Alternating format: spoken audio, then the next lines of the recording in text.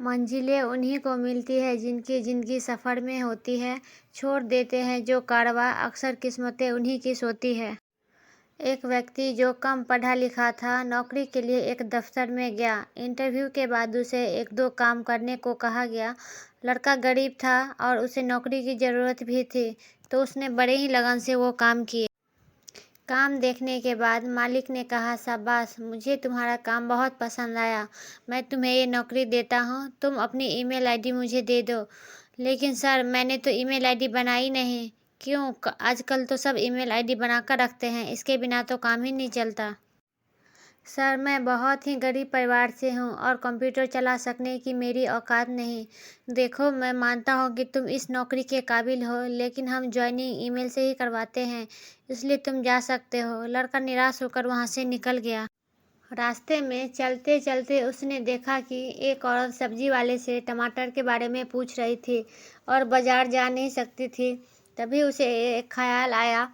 उसने अपनी जेब में हाथ डाला तो उसने देखा कि उसके पास 10 बचे थे। वह तुरंत बाजार गया और 10 के टमाटर ले आया।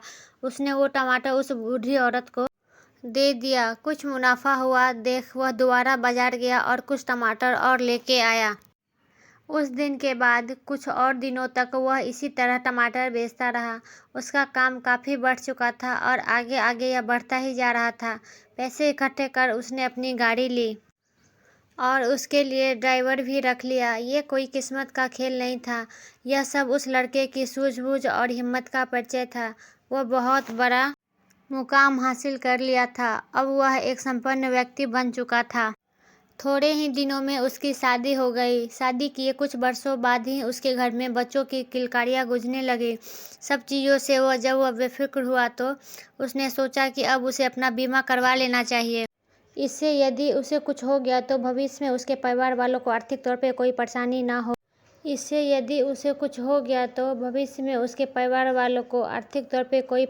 ना हो। बीमा करवाने के लिए उसने बीमा एजेंट को फ़ोन किया। अगले दिन बीमा एजेंट उस व्यक्ति के पास आए। उस एजेंट ने पूछा, सर, आपकी ईमेल आईडी क्या है? सॉरी, मेरी कोई ईमेल आईडी नहीं है। सर, क्या मजाक कर रहे हो आप भी? अगर आपने ईमेल आईडी का उपयोग किया होता तो आपका व्यापार और कितना आगे बढ़ सकता था। उसे अपनी कहानी सुनाई, जिसे सुन एजेंट को यह एहसास हुआ कि इंसान के अंदर इच्छा हो तो वो कुछ भी हासिल कर सकता है जो हमें आगे बढ़ा सके। एक बार खुद कोशिश तो करो, अपना नज़रिया बदल कर तो देखो। उस विचार को अपने मन में तो लाओ। छोड़ दो रोना उस चीज़ के लिए जो तुम्हारे पास नहीं है और बदल दो दुनिया उन चीज़ों से जो तुम्हारे पास है। हालातों को दोष देना छोड़िए, कदम बढ़ाइए।